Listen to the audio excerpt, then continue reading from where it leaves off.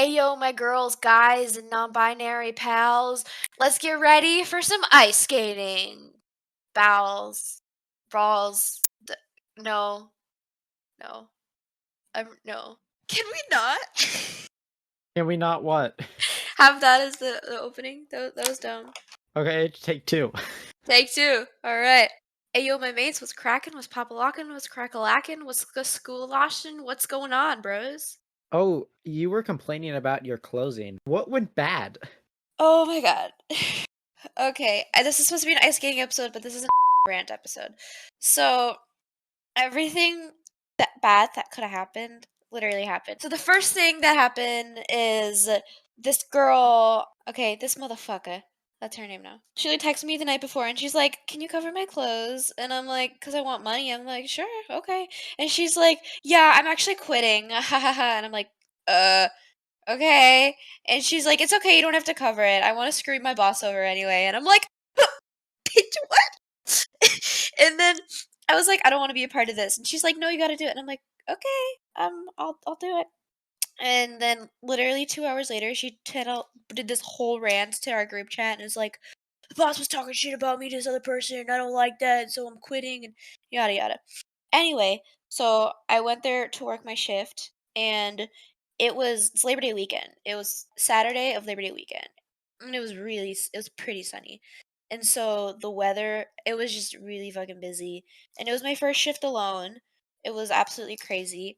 So I did all this pre-closing stuff, and it all got screwed over. Like, while I was closing, I spilled beans all over the floor. Good fat chunk of beans. It was not fun. And then I had to redo that.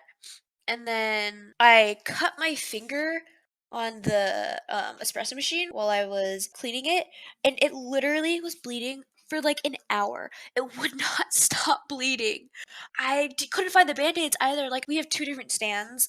I went through all the stands to try to find the freaking band-aids, and I couldn't find them. And I was just like, well, I guess that's my life now. So I was literally counting the till and doing the money while I had a paper towel wrapped around my finger, and it would just kept bleeding and bleeding. And I was like, oh, okay, this is nice. And it was just, it was a lot, but it's done. It's over. Oh, and the ice machine. So I was cleaning the ice machine, but the ice machine wouldn't turn back on. And it was a hot day. And everyone kept getting ice drinks, and I ran out of ice. I literally had to go to the other stand and get ice from their ice machine and then use that. I tried to get the ice to work, but I went in for work today and the ice machine was working fine. So, we big chill. You shouldn't have asked that question.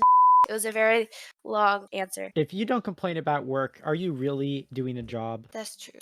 That's true. Are we gonna do tiny bit of Mariners and then ice skating, or like balls deep in ice skating? I say we do a tiny little bit of Mariners and then we go all ice skating from now on. Shoot me, what we talking about? So the Mariners are on a 6-game winning streak. 7. We just won today. That counts as 7, dog. I thought today counted as 6. Did the announcers lie to me? Check your chart. I think the announcers might have lied to me. Or I'm right for once. I think you're probably right. That'd be pretty funny if I was right. I'm checking my chart. I would hold it against you forever. 1, 2, 3, 4, 5, 6, 7. Got him! The chart never lies. Got him!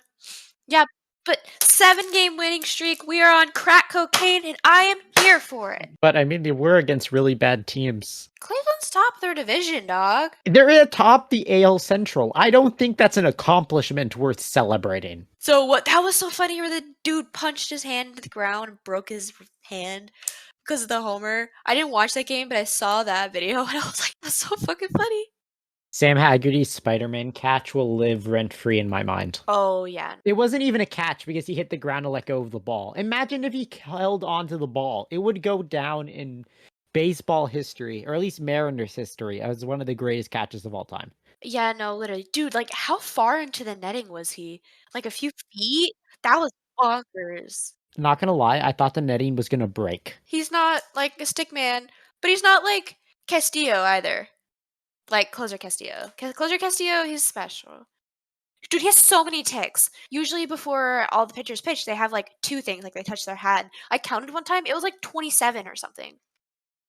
He's absolutely insane. It's like, move the shirt, arm back behind, lift the hat, you know? Okay, so I was thinking the other day. So, like, the ritual thing or, like, the ticks or something, if you do that and then you, like, go to pitch, and you stop and throw it to, like, a first base, does that count as a balk? Because balks are so weird. You know how Kikuchi has this little, like, leg lift and then goes? What if his legs lifted and then he turns, you know? No, it wouldn't because Cortez, that's his entire pitching style, just doing weird stuff, and he never gets called for a balk. It would be pretty funny if Castillo does, like, one of his and then throws to first and it counts as balk. If he was on somebody else's team, of course, of course. I can't really think of anything else. Well, I mean, Julio's contract got extended. Oh, yeah, we're going bankrupt soon. His contract being extended, giving him $18 billion is Scott telling us, "This is our year. We are not pushing it off to next year." Every single year we're going, "Oh my god, next year's our year. We got it next year. We're rebuilding."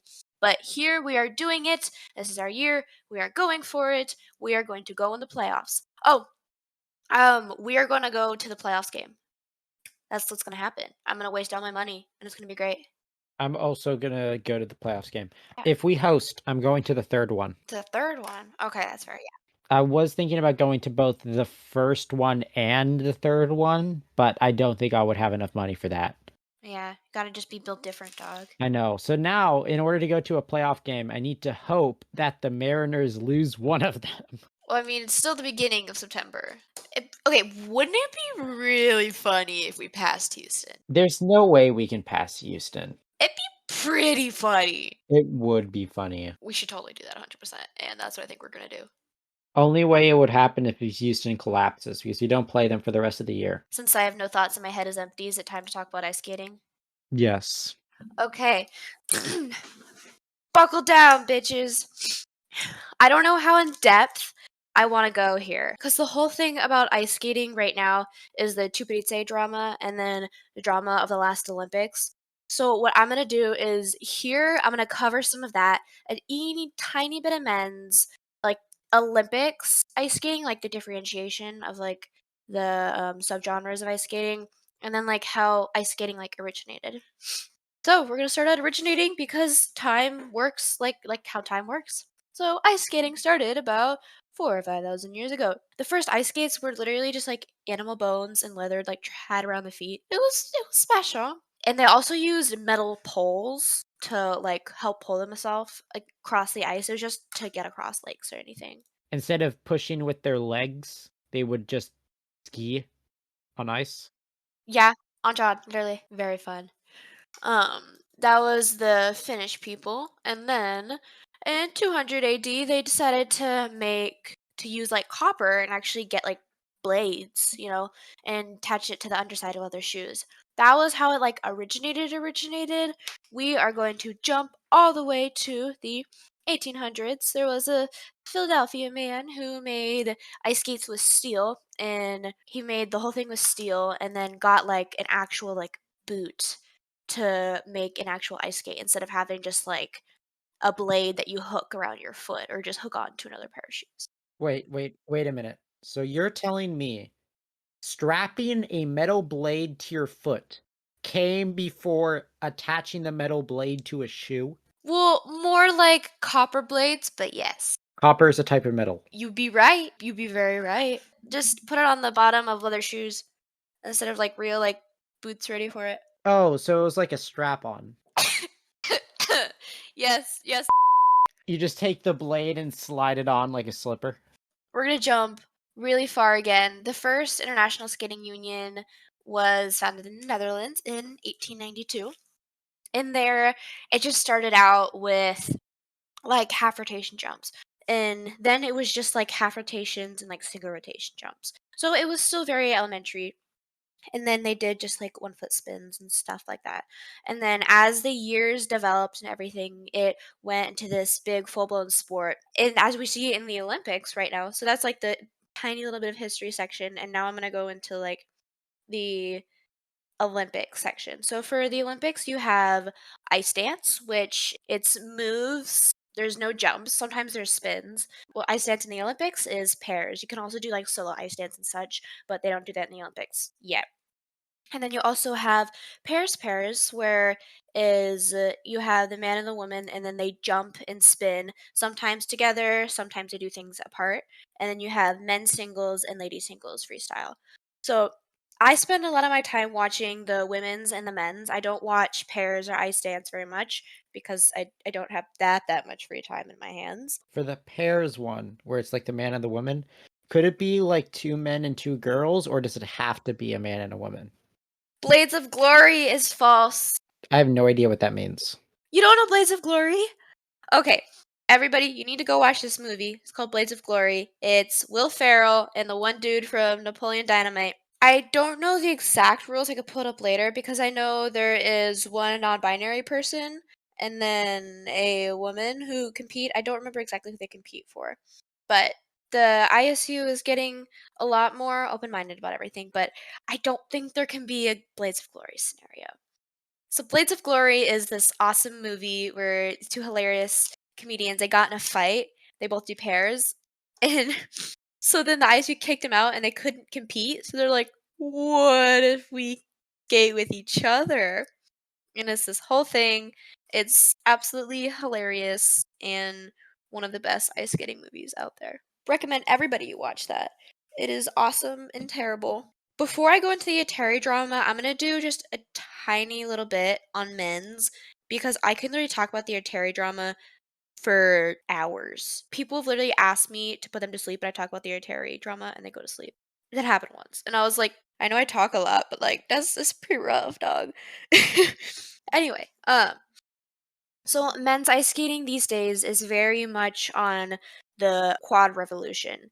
As the years have gone by, the half rotation jump has moved to a full, which moves to a double, and then like 20 years ago ish moved to a triple, and then this last like 10, 15 years ish, it's really gotten into the quad jumps. It used to be like one quad jump, but Yuzuru Hanyu is one of the number one people who's made it into a multi quad competition. You have to have a few different quads. Yuzuru Hanyu, my man's, he won the Olympics 2 years ago, and 3 years ago, and then 2 years ago, but didn't do this best this Olympics. He has retired this last year. He has changed ice skating for the better. He's got a lot of people into this fandom. Like he kind of got me into the fandom too, not gonna lie. Um he has brought so many people into this fandom and has shown how you can do incredible jumps and have incredible choreography. If you've seen a video of somebody ice skating and it's a dude, it's probably Yuzuru Hanyu, not gonna lie. His connection with the fans is awesome too. Like after every skate, everyone would throw Pooh Bears onto the ice. So if you've ever seen a video of like raining Pooh Bears thrown onto the ice, that's him. That's Yuzuru Hanyu. He's for Japan and has retired this year. So that brings the other people in Japan who have been hiding under his shadow, Shoma Uno, time to be able to come up and stand and show their worth. So the other ones in Japan are Shoma Uno, Yuma Kageyama, adorable, sweet, and really young. He is the future for Japanese figure skating. I'm very excited to see him grow and evolve. Anyway, so that's the big powerhouses of figure skating and men's is Japanese and then American.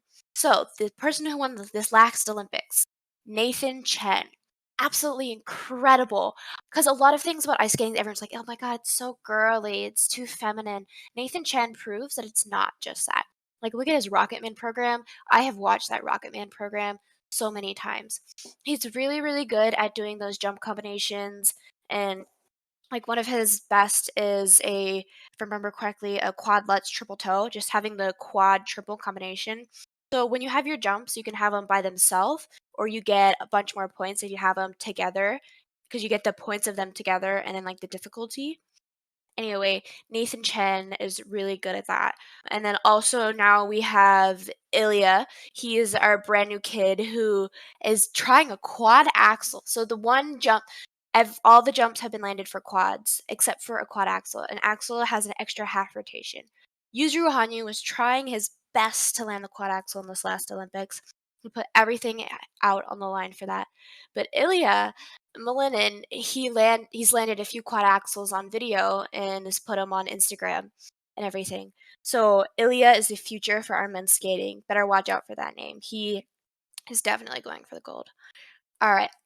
That is my 25 cents on men's skating for right now. Obviously, there's a lot more than just those two, but those are the two big powerhouses. The big part of skating, the drama is the girls. Okay, so I'm gonna interrupt you again because you finished the segment. So is a quad just you jump in the air and spin in the air 4 times before landing back on the ground? Yes. And then so a quad axle would be you spin around 4 times and then an extra half spin and then you land on the ground again. Yes. So within like milliseconds, these athletes put all of their weight up into the air, rotate 4.5 times with 3-pound boots on their feet, and then fall back onto the ice with grace. I can do like two on a good day. What makes the spinning so difficult? Gravity, your centrifugal force, trying to bring that in, like every single ounce on you makes it harder to get up into the air and twist. Your blades on ice. You have to know how to use the ice and use your toe pick to get up off the ice. You get a bunch of speed and then snap up into the air, and your whole body quick snap, and you rotate as many times, and then you have to have all of your strength and land and out.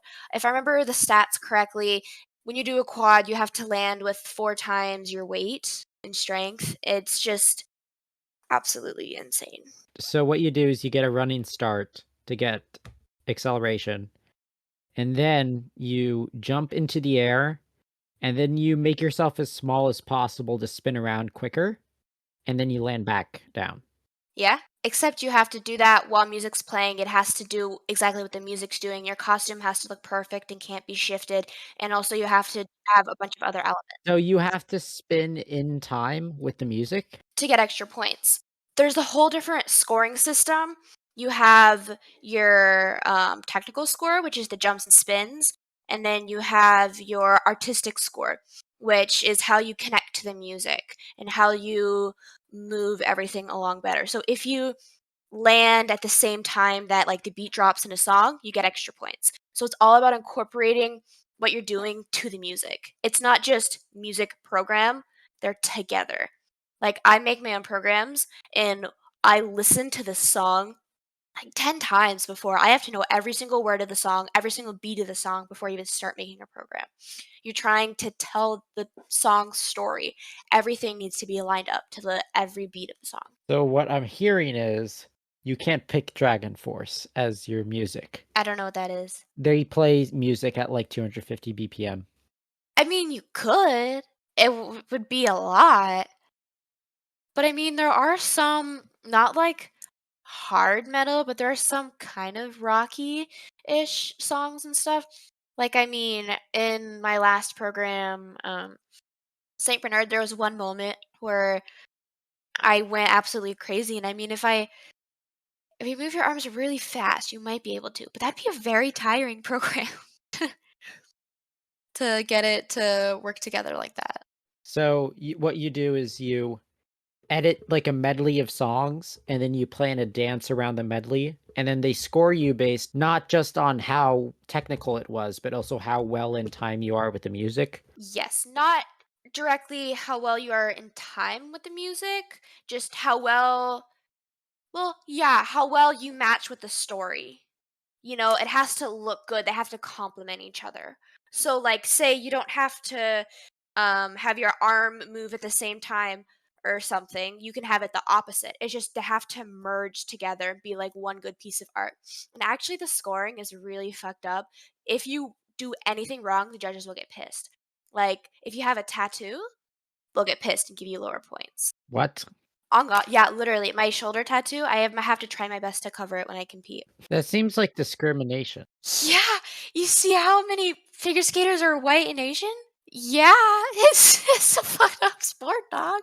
One of the only black figure skaters, there's one of France. There's the one who did the one-footed backflip. And then, what's her name? She did a program, flip her hair back and forth. I don't remember her name. Sarah Andrews.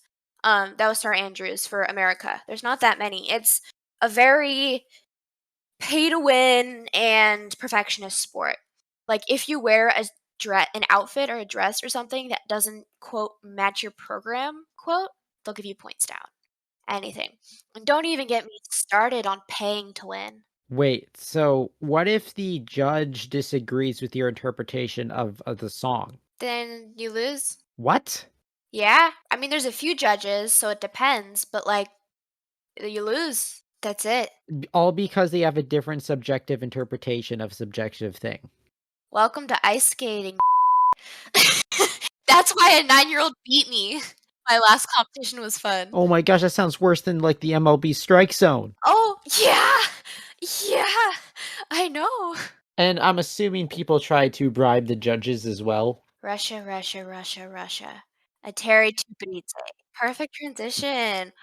So, before I go into this, so some sports are state funded, like in Russia. So there's Eteri Tupanice. All of her students and everything get money from the state to continue going. So they get money from Moscow? Yes, from Putin. Because of that, they are kicked out of this next year of competing for starting the war with Ukraine, which, hell yeah, pop up.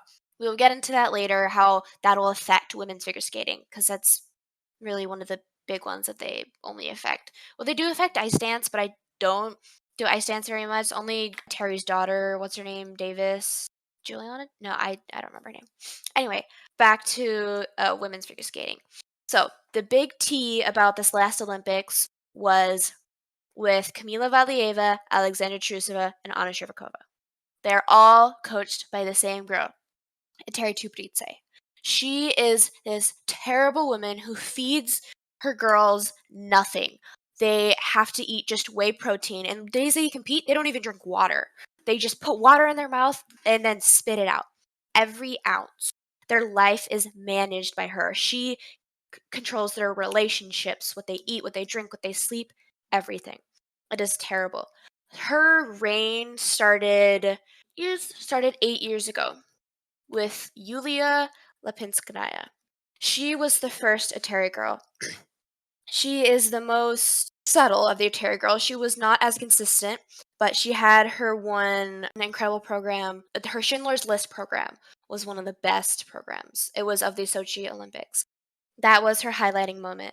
And after that, that was basically it. She wasn't as consistent. She started to fall apart and everything. So the whole thing about Eteri's training and teaching is she starts when can start walking. That's it. Like 4 on the ice. Boom. And she controls all of their life. And so when they hit about 17, when puberty starts like really kicking in, their bodies can't take it anymore. They can't take not eating food, constantly working out, not having a life. So they start to break down. It's called the Eteri expiration date. So at 17, they get injured and they can't recover as quickly as when they were younger, you know? And so it hit Yulia really hard. And she wasn't consistent in the first place, so she's out.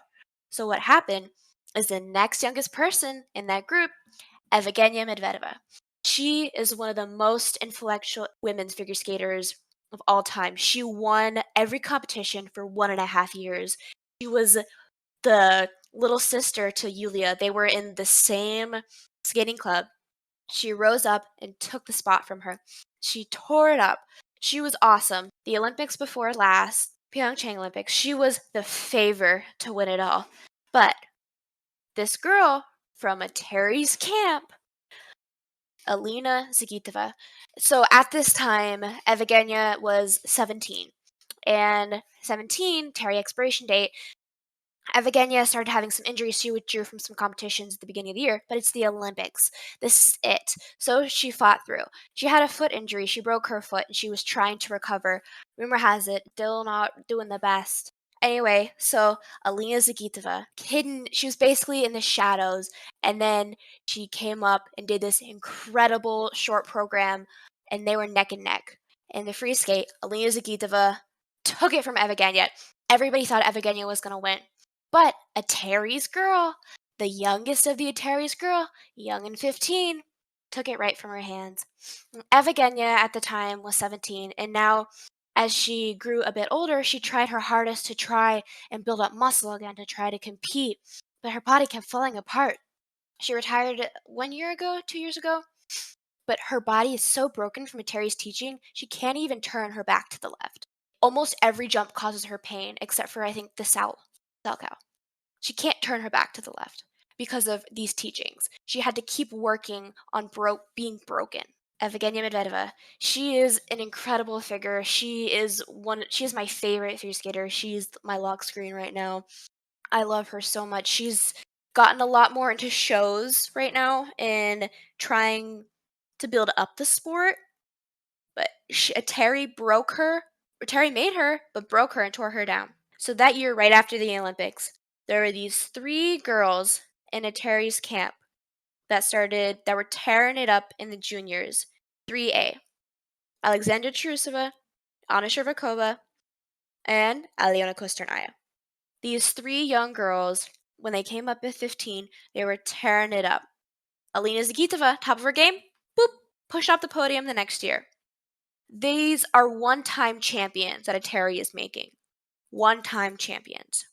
So these girls competed in forever, and I can go into detail on each of their history and what injuries they have and yada yada.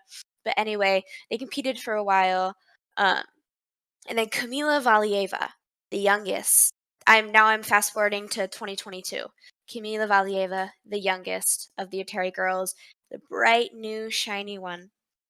Everybody thought that she was the favorite for the Olympics. She was tearing it up. She won every single competition. Her program Bolero, perfection. Absolutely incredible. Okay, wait. So before you continue, I got many questions. Okay, hit me up.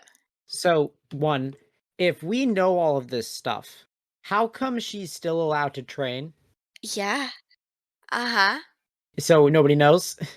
So, we're gonna get there with the doping scandal. Number 2, these are people that are not adults. So their parents agree to this? I don't think they know. Evgenia was cut off from her mom and wasn't allowed to talk to her. The only way she could talk to her is if she won. But there has to be some legal way to get your child back. Like, you can't just. It's Russia. So what happens is, like, the parent gives the child to the trainer, and the trainer just takes them until they're 17, and then they're broken, and then sends them back? Basically, happy Eteri Tuprice for you. What? Okay, my last question that I have is, if these are one-time champions and stuff, how come they don't win more? Like, there has to be more than just one competition in a year, right? So what I mean by one-time champions is I mean like 1 year. So ice skating gets popular because you fall in love with somebody and continue watching them interact with others, like Yuzuru Hanyu. He competed for 3 Olympics. What he drew in all these different kinds of people so they could watch him. Russia is making one-time champions. For 1 year, they win. The next year, they get injured and hurt, and they can't skate again. So I'm gonna backpedal a little bit. So women's figure skating is all about the triple combination. It's hard for them to build muscles like the men, so they're not doing the quadruple jumps like I talked about earlier with Yuzuru Hanyu and Nathan Chen. So what's a triple jump? Combinations, there's the triple jump. Triple is a triple jump and then a triple jump right after. So you jump, spin in the air 3 times, land, and then jump, spin in the air 3 times and land? Crazy. Physics, who is she? Newton? I don't know her. It was all about that. But another thing about these young Atari girls, they could get up in the air and rotate so fast because they're so light. They could start doing quad rotations and 3.5 rotations for the triple axles and quads. So these elements are now called Ultra C elements. You have the triple axle and any quad jump. So after these Atari girls started weighing nothing, literally, and going up in the air and rotating so fast, it has transformed figure skating into being more of, for girls, to be more of jumping.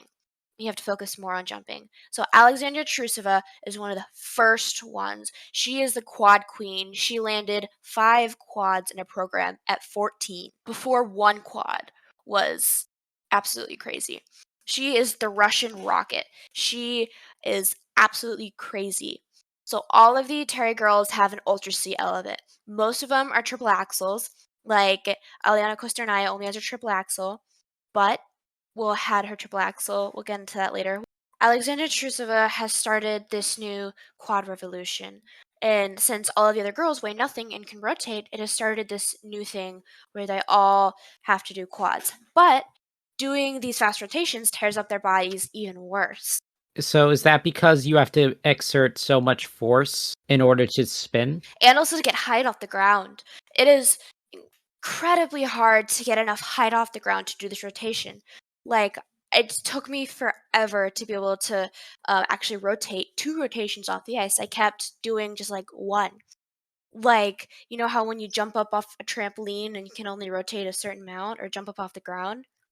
These girls literally just standing, there's videos of them standing still, jumping up in the air and spinning 4 times and then coming back down. Not even on ice. So try to see how fast you can rotate. Just look at how high they can jump off the ice. It's just they weigh nothing and they're all just muscle. It's just bones, muscle. That's it.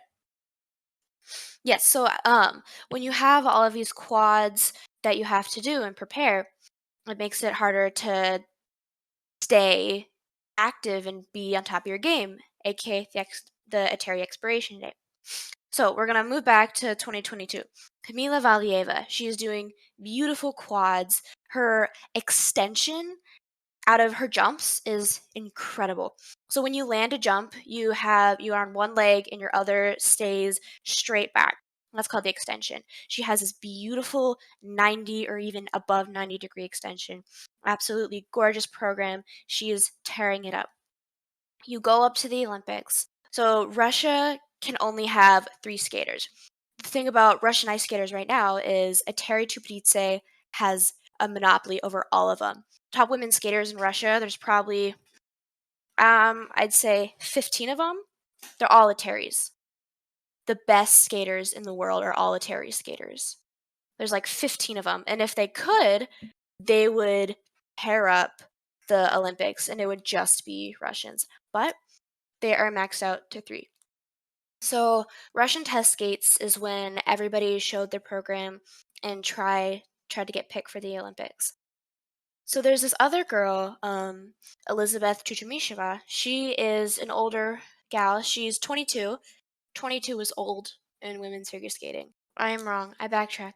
Elisabetta is 24. But that is still old in women's figure skating. So she was the only not a Terry girl that was trying to compete and fight her way to the Olympics. But she didn't win. So test skates was so weird. 3A, how I talked about earlier, only 2 of the girls are left. Aliana Kosternaya, one of the one girl who was kicked out, she was injured and lost her triple axel. She was really suffering. So the ones left, Alexandra Trusova, the quad queen, and Anna Shirvakova. Alexandra Trusova is a machine. She is quad after quad after quad. Absolutely crazy. Anna Shirvakova, it's her willpower that sells it. When you think she can't, she persists. Everybody else is falling on jumps, she lands them. She has terrible practices. Her warm up is terrible, falls on everything. She does clean and beautiful programs. Her persistence is crazy. So out of 3A that is left is Alexandra Trusova and Anna Shirvakova. Russia has 3 spots to send to the Olympics. So you have Alexandra Trusova and Anna Shirvakova, and then the third one is going to the youngest, Kamila Valieva. So we have the 3 picked for the Olympics right now. So we move on to the Olympics. In the Olympics, we first have the team event where it's like the regular event, except you compete for your country. And you have all of the events, and then you get totaled first place, second place, third place. You get points when you win all the way around. So Kamila Valieva, since she is the favorite and was tearing it up, she skated for the short program. She did incredible, beautiful, clean. So the thing about the team event is one skater from your country represents you. In the short program and in the free skate, you can swap. For the swap, so all the genres of figure skating, the four genres, they have a short program and a long program. You can swap out two of them. And if you swap them out and you get a medal, both of the people get the medal. So everyone was thinking that they would let Alexandra Trusova do the free program because no quad has been landed at the Olympics. So the honors of landing the first quad would be the quad queen, right? Oh, now I need to tell the difference between a short program and a long program. So a short program, it's a very set amount of elements. You have to do of course I don't know it off the top of my head right now, but you have to do one jump out of combination, a double an axle type jump, and then one combination jump. And then you have to do two spins, one spin combination, and then one spin, um, one still spin, one position spin. So you have the three positions of skating, of the spins. You have a sit spin, an upright, and a camel spin. I'll go into more detail on maybe I'll go into the more detail of like the difference between the jumps and the spins another time. But anyway, so the thing about women's figure skating is you cannot do a quad jump in the short program. Why? I don't know. Will they change it? I don't know. They don't change things. It's figure skating. It's basically a checklist. For the short program, yes. Okay, and I'm assuming the long program is more whatever you want? Yes, they still have some requirements. Like, I don't remember exactly. You have to have a certain spins. Like, I think it's two combo spins, one position spin. No, it's one combo, one position. I don't know. With the jumps, you have a max amount of jumps. But it's a lot more freeformed and not as specific as you need to have this type of jump and that type of jump. But anyway, so the women cannot do a quad in the short program.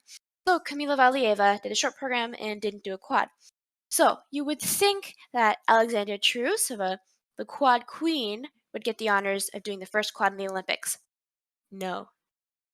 Eteri Tupridze puts in Kamila Valieva once again. She lands the first quad to the Olympics. She tears it up.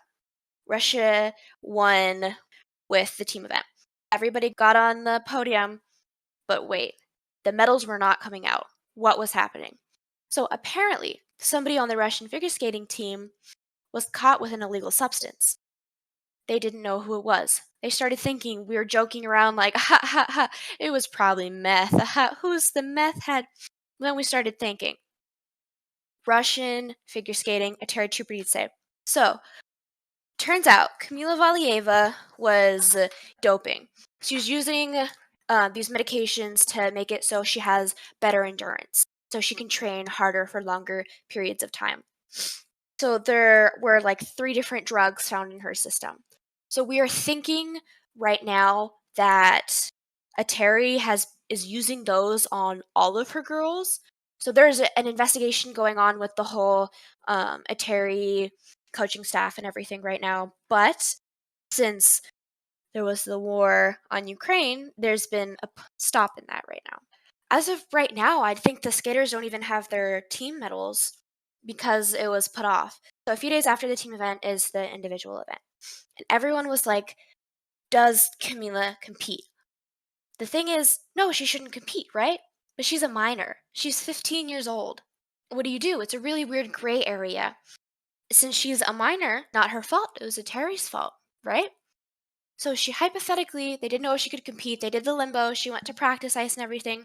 The last minute, they decided, yes, she can compete in the short program and in the free skate for the individual event.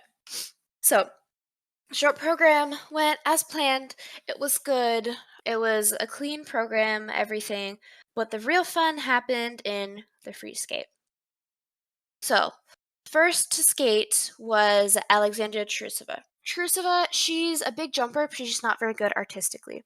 So there's the two parts of skating. But all of her coaches told her, if you land all your jumps, you will win. She had four jumps, four quad jumps, if I remember correctly. It was either 4 or 5 quad jumps in her program, and she landed them. And everyone was like, oh my god, she's gonna win. It's her. It's all done, you know? And then After that was Anna Shcherbakova.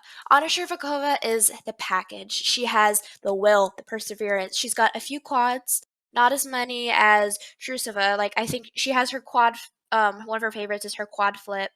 And then I don't remember the other one. I think it's a Sal or a toe. Um, Anyway, but she's so good artistically also. She's got the whole package. She has both sides of skating, and her willpower fights through. She just barely squeaks by Alexandra Trusova. So the thing is about Anna Shcherbakova and Alexandra Trusova is they're really good friends. So because of COVID, instead of having like the Olympic Village, you live in a room with another person. So they're in the same room together, right? So what happens is the scores come out and you realize that Anna Shcherbakova beat Alexandra Trusova. Nobody would ever think of this outcome to happen. Everyone was told to Alexandra Trusova, if you land your jumps, you're good, it's done. But Anna Shcherbakova got a little bit better and won. So that brings it all the way over to Kamila Valieva. It's the whole shebang of can she compete? Should she compete? She's a protected citizen, but also it's Eteri's fault, but it's hurt, but it's drugs, you know. It was this whole thing. She went onto the ice. She had her first quad. It was kind of a shaky landing, but she did it. And then the next one, she fell. She has not fallen in a competition in junior or senior ever. She does not fall. She goes another quad and falls. She got fourth place. She was the favorite to win it all. She got fourth place. And then afterwards, Anna Shcherbakova, she was the underdog to win. If you watch videos of the past Olympics, you have Alexandra Trusova crying because everybody told her that if she landed those quads, she was going to win the Olympics. But no, Anna Shcherbakova, she was never thought to have won. Everybody is a part of this, so everything's falling apart for this one coaching team, right?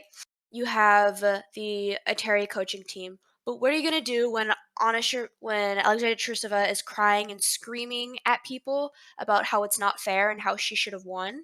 And then on the other hand, you have Kamila Valieva bawling her eyes out because she got fourth and is not a part of it. So you have all of your coaching team over there, but what about for the person winning? Anna Shcherbakova did not get hugged by a single person until like 5 minutes after she won. Afterwards she described winning the Olympics as feeling empty. Imagine you win gold in the Olympics. You've been fighting for your whole life for this, and you just feel empty inside. Figure skating is ruined because of Eteri Tupiditse. Because of the war right now in Ukraine, Russia is cut off and not allowed to compete in this next upcoming season. So I am very excited to see what other skaters and people arise and are not in the shadow of the Russian girls anymore. All right, that was a lot and probably didn't make any sense. I don't know if I've had too much or not enough caffeine, but we'll see. Wait, so she's still allowed to coach? Mhm. She still has her own coach. She's coaching. Even though she messed up all these girls' lives? Like, literally damaged them emotionally so badly that they are depressed. Depressed is an understatement. I know it's an understatement, but I can't think of another word right now. And the Olympic Committee does nothing? They're trying to do investigations, but literally, I think it was 2 days after the singles, the event where Camila flopped, they started a war with Ukraine. 2 days after. So, and it's very state funded. Like after all the skaters went back to Russia, they all met with Putin. They shook hands with him and they met with him and they got high levels of honor. Yeah, it's Russia's special.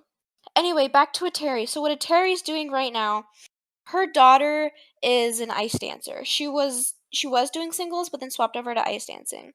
She is working on getting her citizenship in America, her daughter, and is we're thinking maybe just trying to compete over here, but Eteri, her mom, is starting to follow her a little bit.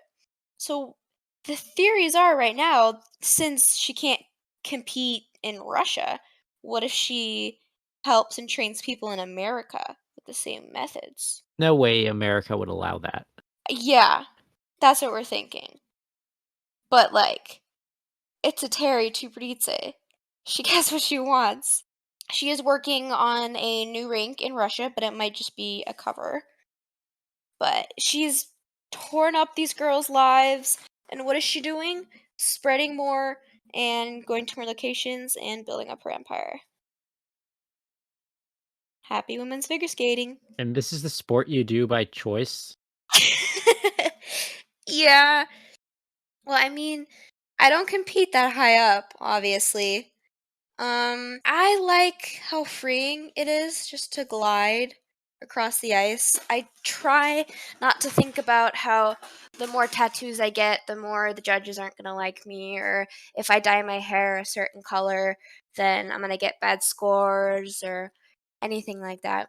I try just to dance on the ice. Like when I'm really stressed out and I'm having a terrible day, I play a good song because I can hook up to the speakers throughout the whole rink. I go to a freestyle session, I plug in, and I just skate and make a program. I just skate to whatever I feel like in the moment. It's very freeing. It's hard to think about how these girls are literally torn apart for this sport where you should be in love with it and just very joyful. But yeah, I put all my free time and money into this. This is a story that's still ongoing. Is there a conclusion in sight besides, like, the investigation? Is there anything else happening besides the investigation? We do not know. Since the whole war with Ukraine, it is really hard to, because ISU doesn't want to go into a place with war. Like I know Russia's a really big place, but it's in Moscow is where the headquarters, I believe, is for the training. So it's I don't know exactly. We will hopefully be getting more news, so maybe we'll do a follow-up segment on this. And but that's the biggest drama of figure skating right now, the whole Eteri and the doping scandal and everything. I cannot believe somebody would give steroids to a 14-year-old. We don't know for sure, but it would make sense since because nobody else, no other girls do quad jumps. There's maybe like one or two from a few years ago who do some quad jumps, but nobody like this, and especially whole camps. There has to be something. So this doping, using other substances to give you more stamina, it makes sense. It checks out. Hopefully, the committee will find an answer to this. Wait, okay. So my knowledge of female biology is extremely limited. But if I remember correctly from middle school and high Uh school huh. health class, in order for girls to develop properly, they must have proper nutrition in their early teenage years in order to do so, in order to have their periods and all that stuff. So you're telling me that these people are not getting the proper nutrition to develop as human beings properly for the goals of this trainer? Yes, that's why Evgenia can't turn her back to the left. That's why that's these girls are basically falling apart at this right now. Right when they hit 17, they fall apart just so they can get that gold medal. But they don't even get that gold medal most of the time because they're competing against their classmates, the people that they quote eat quote breakfast with together every day. They compete against them. They take their dreams away. What's the life expectancy? Has this been going long enough where somebody has died and the leading cause is the training? Or are we still unknown as to how long they can live a normal life? So Atari is only, I think, 40 or 50 years old, and the first girl, as talked about earlier, was Yulia Lipinskaya, and she was 3 Olympics ago. So that was like 12 years ago. So she's there. She hasn't passed yet. So think about like how ballet dancers and everything when they're old, their bones just are not as good, their cartilage is not as strong. Probably imagine that, but like 15 million times worse when they get older. So they're gonna be on wheelchairs, and if they get poked, they'll bronze or fall apart. Yeah. Happy ice skating. This entire story reminds me of this. In the early 1960s, this guy, I forgot his name, but I remember his last name was Makovich. He wanted to become the best football player there ever was, and he worked out so much that his body fell apart at the age of like 21, Mm. and so he couldn't play football anymore. So his goal was to use a different style of training on his son. So his son was going to become a science experiment to make him the best ever football player there ever was. And so from the day he was born until high school, his father controlled every single aspect of his life. When he ate, how much he trained, everything. Who he hung out with, literally everything. To the point where the guy was basically a slave. Like he had no sense of self. Mhm. And so when he went off to college, because it did work in high school, he was one of the greatest high school football players of all time. So, but once he went off to college, he didn't have his father controlling every single aspect of his life. And since he had no sense of self, he had like a complete and total mental breakdown to the point where he almost overdosed on drugs many a times and went to jail many times. And he made it to the NFL somehow, even though he was screwed up beyond belief. And he played 2 seasons for the Oakland Raiders before he went to jail again for a bunch of drugs and they cut him. And he still had no sense of self-worth or anything. Like his life was so dedicated to football and becoming the greatest football player of all time that his sense of humanity was destroyed. Dab but on ice. I cannot believe any human being would put another human being through that. Probably 100 by now is what Eteri has done. Because there's a bunch of girls that we haven't seen, who don't make it this far to where we don't know their name. You know? I mean, I have no words to say because I don't have the knowledge to say anything else, but I also don't have any words because it's so unbelievable. It sounds fake. If you love ice skating. No. When you love ice skating, but it fucking sucks, listen to our podcast so you don't become an Eteri girl and have to starve yourself. Wait, so how much do these guys weigh? Nothing. I can check. Probably my guess is probably under 100, maybe oh, they're short too. Maybe 75 pounds. Let's see. Wait, so you're telling me a full-grown human adult, 75 pounds? Well, not a full-grown human adult, but like almost a full-grown human adult. She's 5'1" and 93 pounds. Alexandra Trusova. Wow, that is insane. Oh, Camila is 99 pounds. Wow, how tall is she? Oh, she's 5'3". Just muscle. That's it. Muscle and barely bones. You're gonna have to do the outro again. Again! The question is, do I remember it? I don't remember it, and it was literally like 30 seconds ago. Let's see. When you want to know the tea, but you don't have the time, listen to our podcast. Then you'll get back to the grind. That was dumb. Cut that out. I don't know. I don't like pressure. Too much pressure. I'm gonna leave the last one in because I can. No! Alright, adios muchachos.